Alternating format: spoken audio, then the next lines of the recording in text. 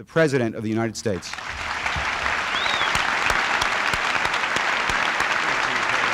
you. Only my grandfather were allowed to see this today.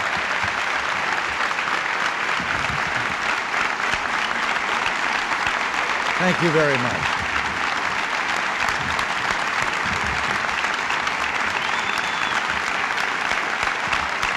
Thank you.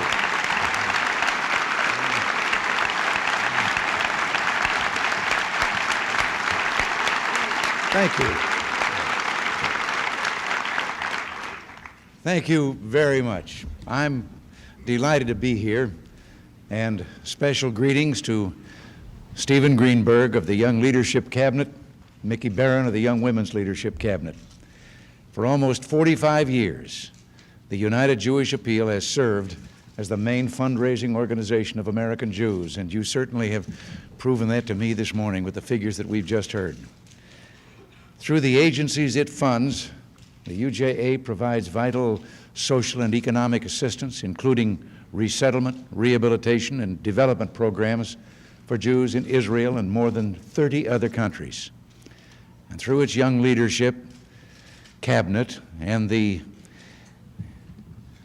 UJA, it trains the hundreds of young men and women for service positions of responsibility around the world. In recognition of your historic task and your great humanitarian achievements, I certainly commend you. In your lives, you must overcome great challenges. I know you draw strength and inspiration from the well of a rich spiritual heritage, from the fundamental values of faith, family, work, neighborhood, and peace. 2 centuries ago, those values led Americans to build democratic institutions and begin their Constitution with those courageous and historic words, "We the people." And today, our democratic institutions and ideals unite all Americans, regardless of color or creed. Yet, as we enjoy the freedom that America offers, we must remember that millions on earth are denied a voice in government and must struggle for their rights. They live under brutal dictatorships or communist regimes that systematically suppress human rights.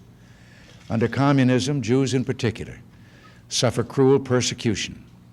Here in our own hemisphere, the communist Sandinista regime in Nicaragua has used threats and harassment to force virtually every Nicaraguan Jew to flee his country. In the Soviet Union, Jews are virtually forbidden to teach Hebrew to their children, are limited to a small number of synagogues, and cannot publish books of Hebrew liturgy. Emigration of Jews from the Soviet Union has been brought to a near standstill. Prominent Jews like Iosif Begin have been arraigned in mock trials and given harsh sentences. Hebrew scholars like Lev Furman have seen their teaching materials robbed and their homes ransacked. And Jewish dissidents like Anatoly Sharansky have been put in mental wards or thrown in jail. We must support Soviet Jews in their struggle for basic rights.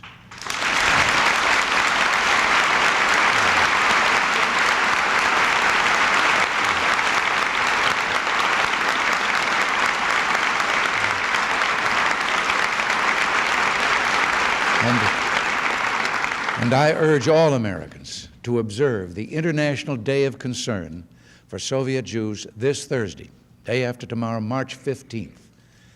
In this world where so many are hostile to democracy, how can Americans best preserve and promote the democratic ideals that we hold dear? Ideals which are the keys to the golden door of human progress. Here at home, I believe we can move forward together toward a genuine opportunity society by meeting 2 important challenges. First, we must teach tolerance and denounce racism, antisemitism, and all ethnic or religious bigotry wherever they exist as unacceptable evils. And down through our history, American Jews have been in the front lines in our nation's great struggles for equal rights. A century ago, the 14th Amendment proclaimed the full protection of the law for all. In the 50s and 60s, the struggle for civil rights stirred our nation's soul. Americans must continue that great tradition because even today, vestiges of racism and anti-Semitism remain. Synagogues are vandalized. Jews and others are harassed and mocked. And Nazis and the Ku Klux Klan have attempted to march through black and Jewish neighborhoods.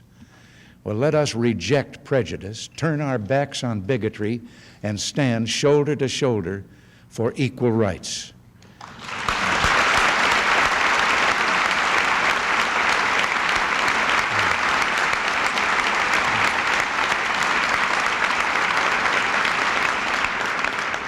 Our second challenge is to promote economic growth. Throughout history, civil and economic rights have gone hand in hand.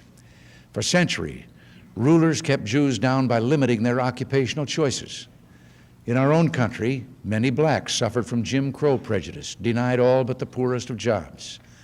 But in a strong and growing economy, all groups have the opportunity to advance through hard work, enterprise, and heart.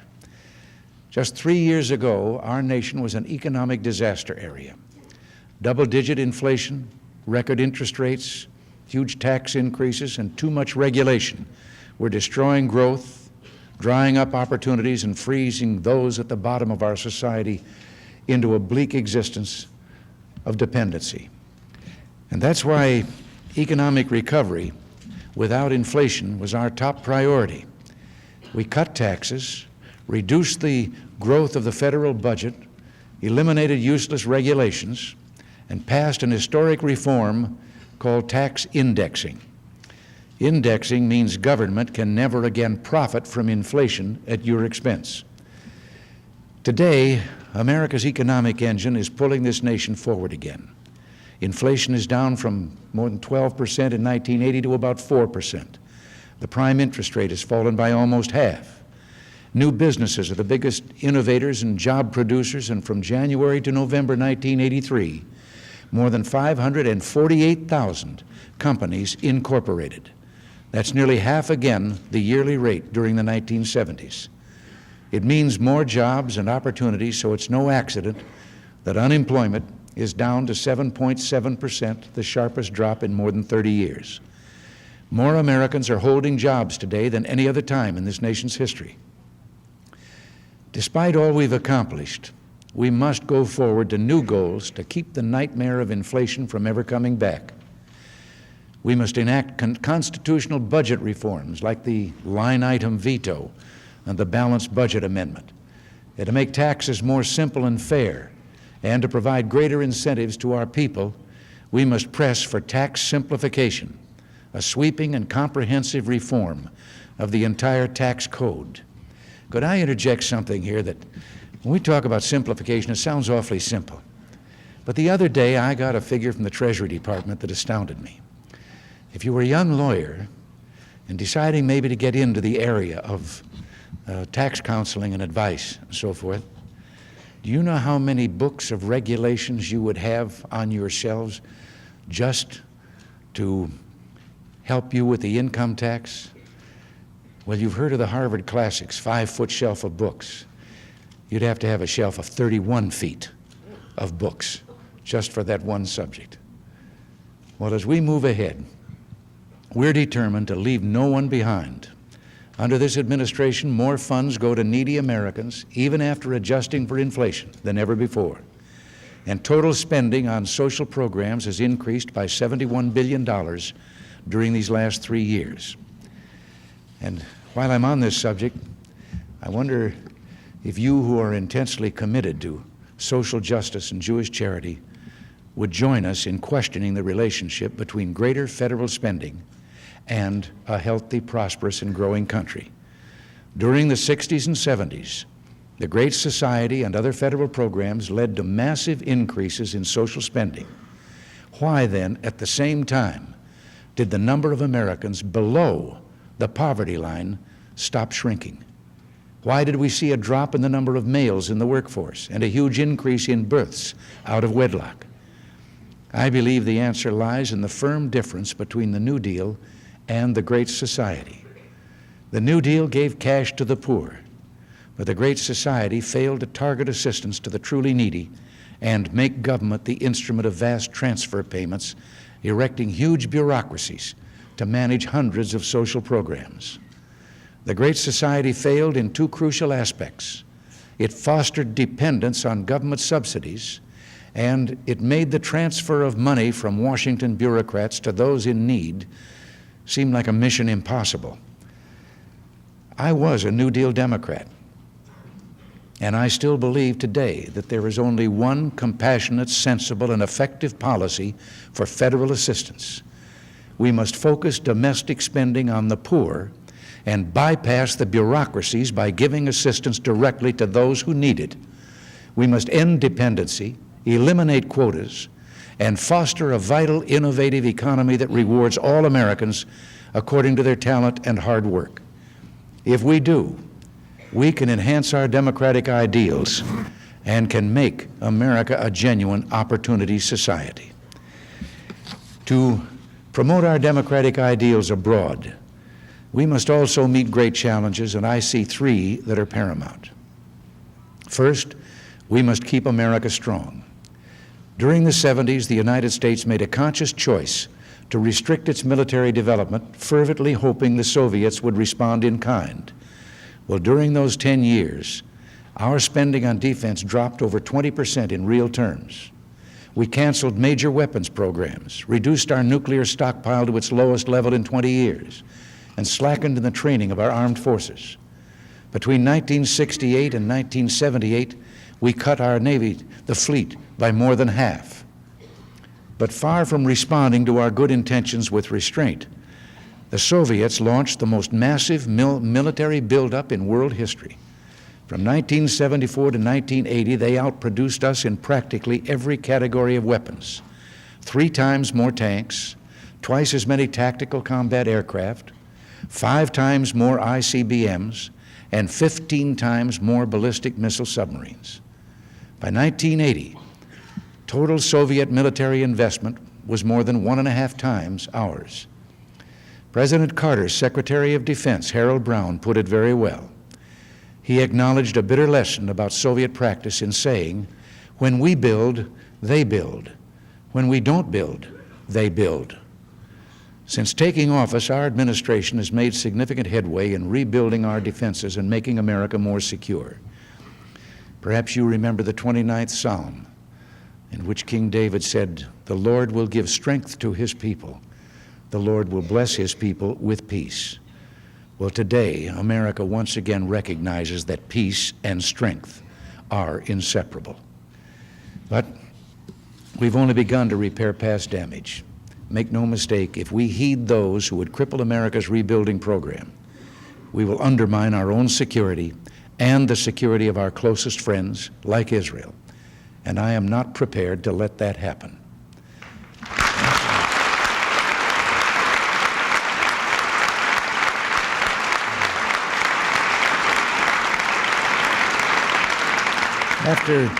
After 2 decades of military expansion by the Soviet Union and a decade of neglect by the United States, we're struggling not to regain the superiority we once enjoyed, but simply to restore the military equivalents we need to keep the peace. A second great challenge is to defend and promote human rights throughout the world. Alexander Herzen, the great Russian writer, warned, "To shrink from saying a word in defense of the oppressed is as bad as any crime." Well, we who are blessed by the fruits of liberty have a personal responsibility and a moral obligation to speak out in defense of our brothers and sisters. We must not and we will not remain silenced. Our administration has repeatedly and vigorously protested the persecution of Jews and others in the Soviet Union and other communist nations. We're also using our influence with countries that receive American assistance to give human rights firm support. In El Salvador, we're insisting that the leaders take steps to end human rights abuse. And although El Salvador is far from perfect, we've seen marked progress. We in the United Nations, Iran's representative once called Israel, quote, "a cancerous growth." And Libya's representative has referred to the people of Israel as, quote, "the most vile people upon earth." Well, this so-called anti-Zionism is just another mask for vicious anti-Semitism, and that's something the United States will not tolerate.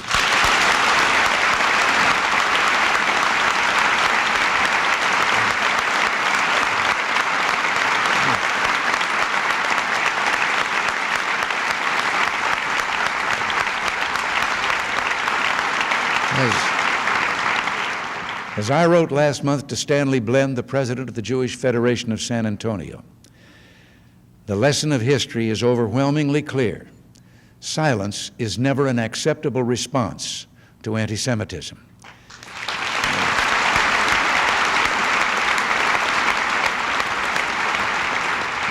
UN Ambassador Jean Kirkpatrick is our leader on this, and let me assure you of one thing about Jean.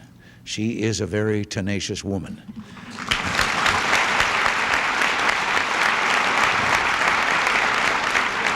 She has defended Israel and stood up for human rights with persistence and courage. But just so no one gets any ideas, I will be blunt. If Israel is ever forced to walk out of the UN, the United States and Israel will walk out together.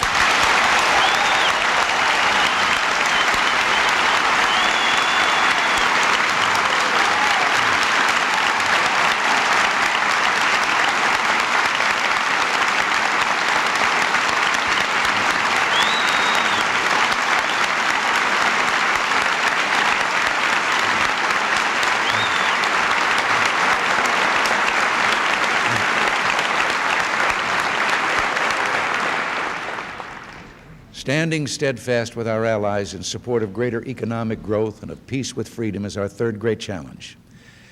Our administration is working hard to do just that. In Europe, we and our NATO allies have shown the Soviets our willingness to negotiate and our unshakable resolve to defend Western Europe. In the Far East, we're strengthening our ties to the Asian democracies and developing our relations with China. In Central America, we have supported democracy and fostered economic development. And in the Middle East, we have strengthened our relations with a nation close to your heart and mine, the State of Israel. Now let me take a moment to describe our relations with Israel and our efforts in the Middle East. Israel and the United States are bound together by the ties of friendship, shared ideals, and mutual interests. We're allies in the defense of freedom in the Middle East. The United States was the first nation to recognize the State of Israel.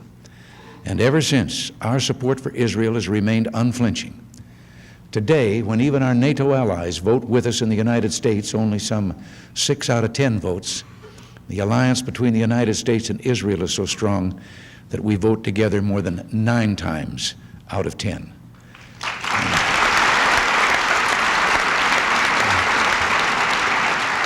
Since I took office, the U.S.-Israeli relationship has grown closer than ever before in 3 crucial ways. First, the U.S.-Israeli strategic relationship has been elevated and formalized. This is the first time in Israel's history that a formal strategic relationship has existed. The new American-Israeli Joint Political Military Group is working to decide how the U.S. and Israel can counter the threat that growing Soviet involvement in the Middle East poses to our mutual interests. Our cooperation adds to deterrence and improves and protects the prospects for peace and security. The negotiations have been positive, and they're moving forward. Second, we're negotiating to establish a free trade area between the United States and Israel.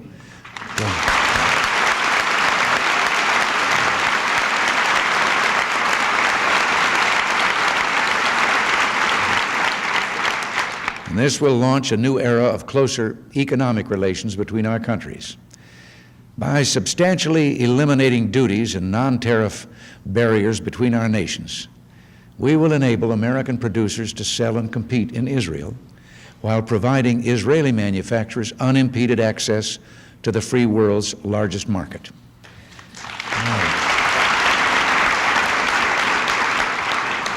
Now, third, the United States will soon be giving Israel military aid on a grant, not a loan basis.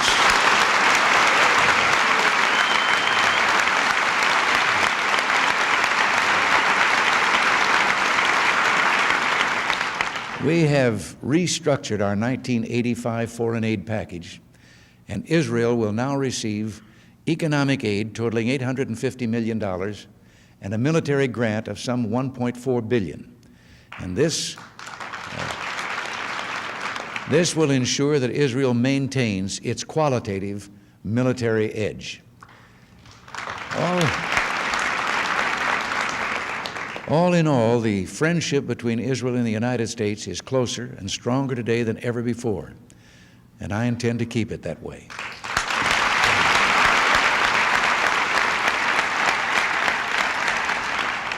In the Middle East as a whole, the United States has three aims.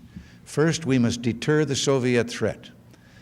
As the crossroad between three continents and the source of oil for much of the industrialized world, the Middle East is of enormous strategic importance. Were the Soviets to control the region, and they have expanded their influence there in a number of ways, notably by stationing 7,000 troops and advisors in Syria, the entire world would be vulnerable to economic blackmail. Their brutal war against the Afghan people continues with increasing ferocity. We must not allow them to dominate the region. Second, we must prevent a widening of the conflict in the Persian Gulf, which could threaten the sea lanes carrying much of the free world's oil. It could also damage the infrastructure that pumps the oil out of the ground, and we must not permit this to happen. Third, we seek to go on promoting peace between Israel and her Arab neighbors. In response to the growth of Syrian power and the rise of the Iranian threat, we must help to protect moderate Arabs who seek peace from the radical pressures that have done such harm in Lebanon. Syria is trying to lead a radical effort to dominate the region through terrorism and intimidation, aimed in particular at America's friends. One such friend we continue to urge to negotiate with Israel is King Hussein of Jordan.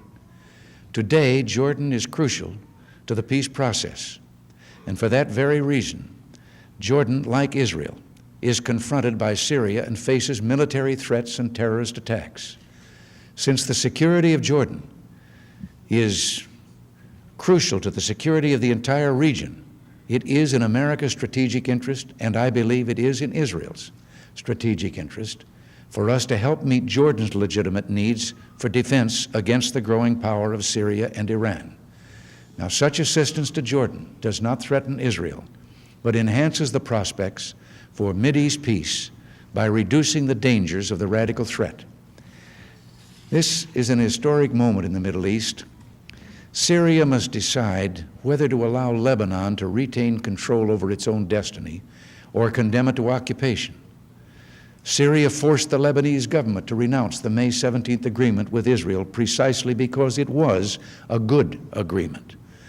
Now those who have chosen this course will have to find other ways to secure the withdrawal of Israeli forces. Arab governments and the Palestinian Arabs must decide whether to reach peace with Israel through direct negotiations.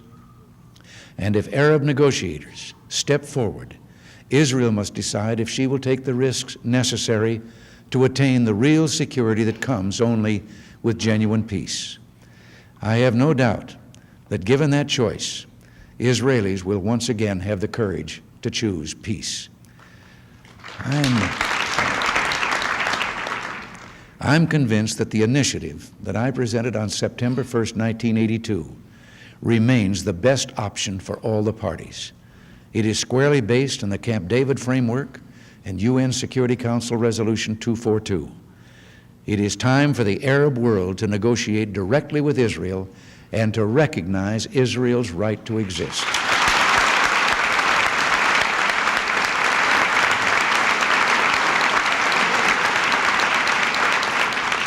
Now we hope that the government of Israel will understand that continued settlement activity in the West Bank and Gaza will make the peace process more difficult. Peace can only come about through the give and take of direct negotiations. These negotiations will deal with many issues, including the status of Jerusalem, voting rights, land use, and security. If there's to be any hope for these negotiations, however, we must preserve our credibility as a fair-minded broker seeking a comprehensive solution. Only the United States can advance this process, and we must not undermine our role. And permit me to reaffirm a long-standing American commitment. So long as the PLO refuses to recognize Israel's right to exist and to accept Security Council Resolutions 242 and 338 the United States will neither recognize nor negotiate with the PLO.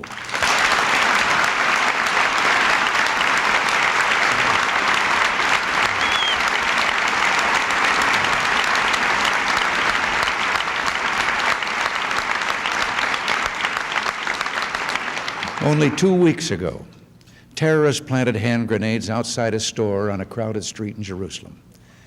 When they exploded, 21 shoppers and passersby were injured, some seriously. Yasser Arafat, on behalf of the PLO, praised the attack on innocent civilians. He had the gall to call it a military operation. Well, terrorism, whether by government or individuals, is repulsive, and peaceful coexistence can never come from indiscriminate violence.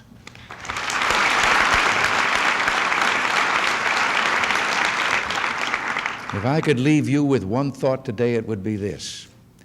Even though in the Middle East and elsewhere, the world seems hostile to democratic ideals, it's the free men and women on this earth who are making history.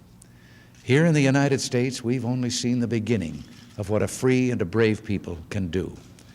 Today, America is leading a revolution even more sweeping than the Industrial Revolution of a century ago.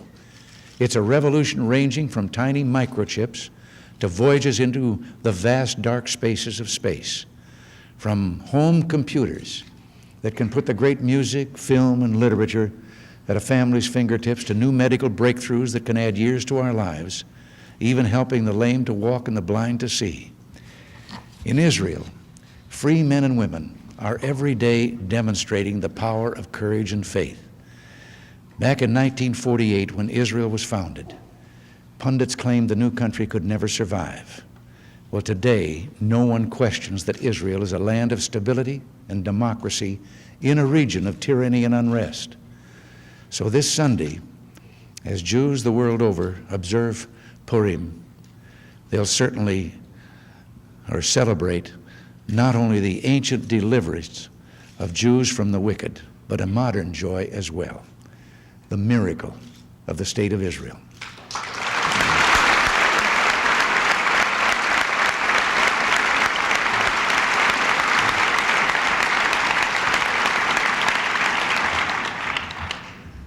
Permit me to join you and all Jews, and I'm now going to demonstrate my own courage, your fervent and triumphant affirmation, Am Yisrael Chai.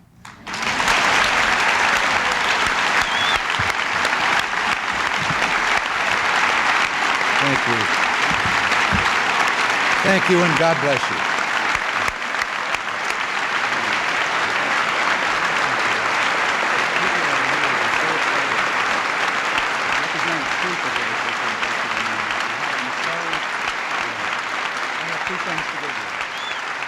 Thank you very much.